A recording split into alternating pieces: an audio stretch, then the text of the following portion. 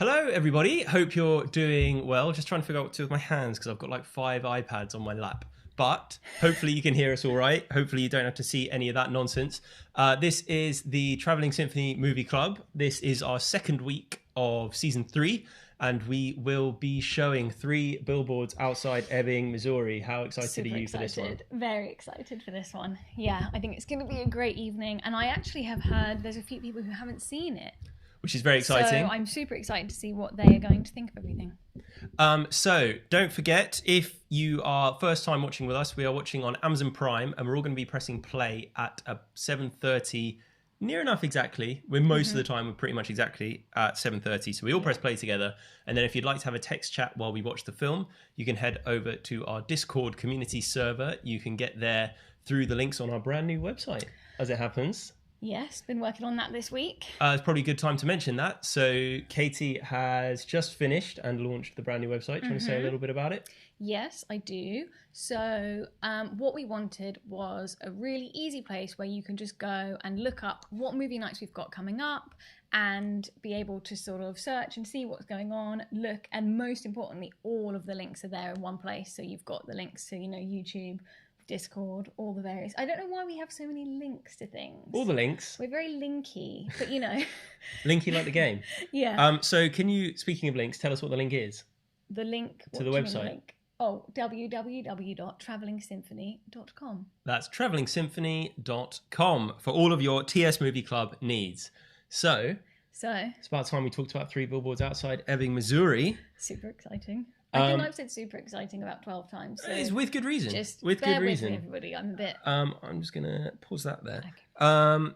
So this is a 2018 Oscar-winning film from Martin McDonagh, who I think is one of the most unique filmmakers knocking about at the moment. He also made In Bruges and Seven Psychopaths, but I think those are his only 3 sort of big films that he's done. Yeah, he did a lot of plays. Yeah, he's a playwright initially. Yeah. So you can really tell that because he writes and directs all of his own stuff. And his writing in particular is something that you are especially excited about. I love it. Like for me, okay, this could be controversial, but for me, I think he is what everybody thinks Aaron Sorkin is. Goodness me, I almost spat out my TS branded drink there. That's what I think. I think that Aaron Sorkin writes to be clever. And I think Martin McDonagh is clever. Okay. That's something for you guys to take a view on as we watch this film. I think it is exceptionally well written and also exceptionally well performed by Woody Harrelson, Sam Rockwell, and Frances McDormand in the lead role, for which she won the Best Actress Oscar. Yeah. All 3 are incredible, but she is absolutely sensational. Just love her. Love everything about her. I couldn't love a woman more than I love her in that role. And if you haven't seen a Martin McDonagh film before, they are quite unique, as I mentioned. There's a lot of kind of very, very black humor, very coarse, foul language. So if you are sensitive to that sort of thing, brace yourself. But also very deep themes, very kind of base human emotions and things like morality, good versus evil. And he kind of harks back a lot to Catholicism, but other organized religions and other systems of organization in humanity and kind of how we interact with that. And it's should be a really fascinating watch for all of us. And I hope it sparks a lot of comment. Oh, yes, and speaking of comment... What have we got? Have we got? I've deliberately not been looking because I get too distracted. You get too excited, you start sniggering while I'm doing my links. Laughing. So there's a lot of sort of highs. Morning all, hi. Hi. Hi. Gary Hobbs, you need one of those trays they have in care homes, John, for all of all of my accoutrements. Yeah. We actually have down here a keyboard. The only reason this keyboard, I'm putting it the wrong way, is in the set is because it's got this little groove to put iPads on. And I immediately just took them off anyway. So and now you're balancing them all down there. Balancing them all on my lap. And also Superfab website. David A also hasn't seen it, the film, not the website, the film, and has wanted to for a while. So speaking of David A and Catherine Ashling, thank you so much for the brownies from Beast and Brownie Company. They were absolutely extraordinary. So good. And I'm gluten-free. And I always harp on about how you can't get good gluten-free stuff, but I'm telling you, these brownies, if you're in where I was going to say the area where they live, but I'm not going to say that on a YouTube live stream. If you know where David and Catherine live, or if you'd like a recommendation for good brownies that go through mail order, then hit them up. Yeah, exactly. And if you'd like to send us cakes, hit us up because I will be accepting Roy's in the bribes market for Quizzy points. So. Ooh, I forgot to put the strap in. We were so excited talking about brownies, I forgot to put the countdown in. So having geared us up that we're always going to be on time, we're not going to be on time today. Well, we're going to be 30 seconds out. You know, gives us 30 more seconds to talk about Francis. Good old Francis. Big Francis. Yep. So anything else? Dan Hobbs says In Bruges is great, and it really is. And you know, we have wanted to actually do that for a movie club pick since the beginning, because it's basically a film about being stuck in a place. So it was like I mentioned he talks about Catholicism a lot. It's kind of like a big allegory for being stuck in purgatory. Yeah. And that's that's how we all feel like right now. Yeah. So anything else? C. Nolan said this has been on my watch list but never got round to it. I can't believe how many people haven't seen it, because I know C. Nolan hasn't seen it yet either. And also, hello to C. Nolan. Hi, C. Nolan. We're very excited to have you back. We haven't seen you for a while. That's very nice. So great news. Yes. And Daisy Tomps has not seen the. Oh my! I think Daisy Tomps is going to love it. I am so excited that so many people haven't seen it. Oh, brilliant. Daisy Tomps said, how far do the GF mail order brownies come? Is it UK wide? Well, we'll let David and Catherine answer field those questions. Our brownie correspondents can field that. Yeah. So we got a little bit of movie news, as it was so successful last time.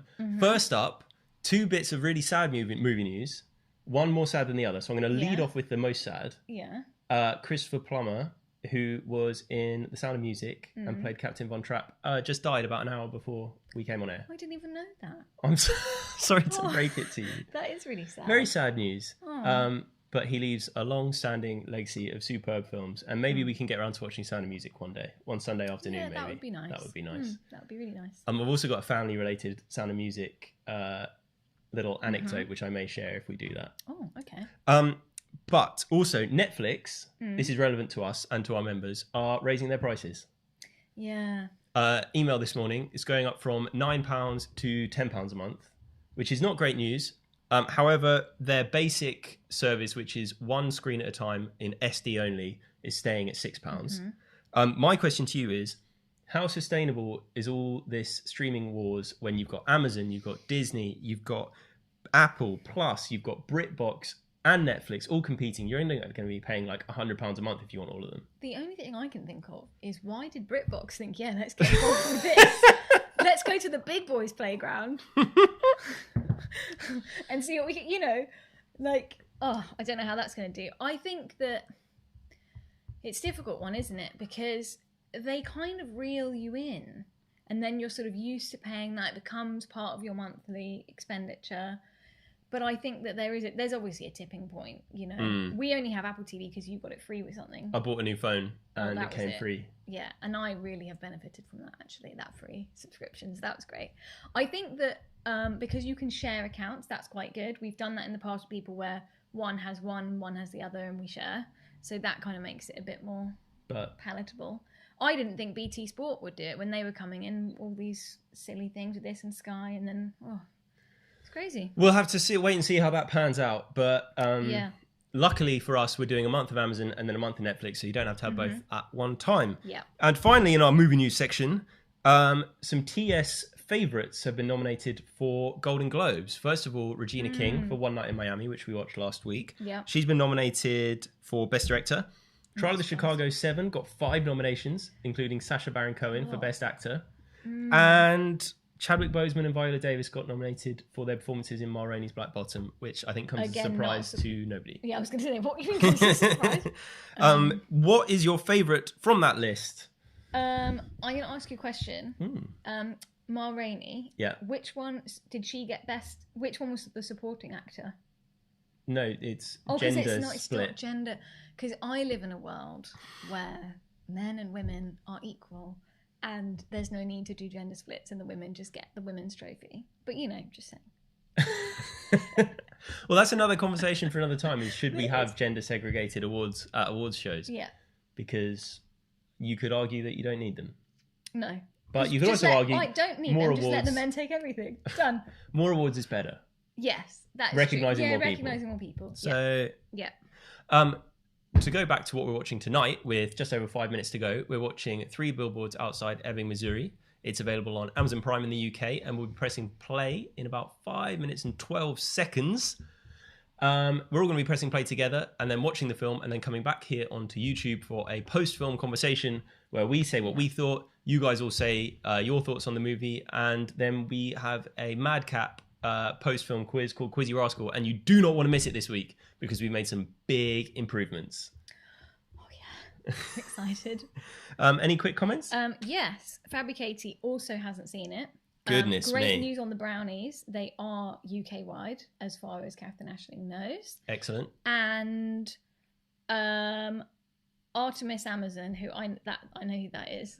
That's not someone called Artemis. I am going to order the brownies. Sounds lovely. Wonderful. And Asia has never watched The Sound of Music and will be up for a watch along. Goodness gracious. Yeah, wow. that would be really That's a cool. big one. I think that would be a fun. And she was also surprised that The Prom was nominated. Oh, for Golden Globes. Also from Dave Chaps. You guys are sitting the other way around tonight, and it's really thrown me. There's a story behind that. We don't have much time, but I think we're going to quickly have time to say that. So go ahead, Basically, Katie. I hurt my neck a few weeks ago, and it flared up a bit again today, and I can turn that way, but not that way. So you could say, she's not an ambi-turner. No. And if you know what film is that is from, you get some movie points from me. What does he say, though? What's his line? I can't remember. That is his line. I'm not an ambi-turner. Is that it? Oh, yeah. okay. So I'm going to hand you my phone because you don't have enough devices in your hands. No. And also, it's time for Parish Notices with Katie. Cool. Right. So we've only got a couple this week, but fire away. Catherine Ashling has an office update for us. Mm-hmm. Our flickering light seems to now be fixed after I unscrewed the light switch cover with the power off. Good. Safety first. And re-screwed it on. Not sure what I did, but now we don't have to sit there in the dark in morning. So that's pretty good. It's always a bonus. So that's the office. That office is really going from strength to strength, you know. It's probably going to be voted best office in Britain soon. Could be. And this is from Pat Naylor. Yeah. I met more people today, 120, than I've met in total over the last 12 months. And we should bear in mind that she is... She's been to an all-day rave? Yeah, she's just an all-day raver. Car park raves, I think it was. Yeah. No, she's a vaccine volunteer doing marshalling in the car park, which brings me on to her second part of the notice. If you wear a high-vis vest, just people will do whatever you tell them to. Which is true. That is true. And I feel like we should use those kind of things more often, like, just wear... A friend of ours is an artist, and he goes around with a high-vis vest, just putting stuff up, and people just think he should be there. Yeah, they think he's just one of the... Part of the crew. Yeah. So, this takes us on to our last chat about Three Billboards before we hit the road. We just wanted to give you a couple of themes and ideas to watch out for as we watch through the film. Mm-hmm. So, as I said, Martin McDonagh's films are always rooted in these kind of very basic, primal themes and ideas that just strike very much into the kind of core of people, I think. Mm-hmm. And this one is about justice versus revenge and what serves you better. And does hate just beget hate, and does violence just beget violence, and that sort of thing. So there's that kind of big question, but it also obviously touches on racism in the Deep South, which is obviously a huge problem. And the kind of central narrative is around how crimes against women and non-white men, really, are not treated as seriously. Definitely. Which is just one of those things that it presents it just as a fact, just as a truth, that this is what happens. Yeah. So that's something interesting to look out for. Anything that you wanted to talk about? Your favourite memories of watching this film? Because we did watch it in a special place. I think what is so fantastic about this film is it's the dialogue and it's the character development, and how when you...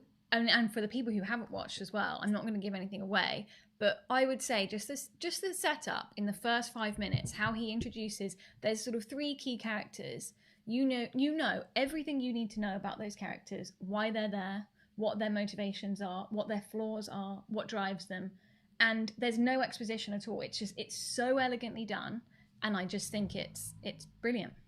absolutely brilliant. So that is 3 billboards outside Ebbing, Missouri, flubbed the line as I just said it the last time, and we'll be pressing play on Amazon Prime in the UK in about 15 seconds. I think there's an advert before it, and I think I've lost the remote as well. So because you didn't have your tray. I can see it over there. We'll be pressing play in 5 seconds. 4, 3, 2, I got it. 1. Go. Oh no! Our Amazon's cut out. You guys all press play. We're going to catch up.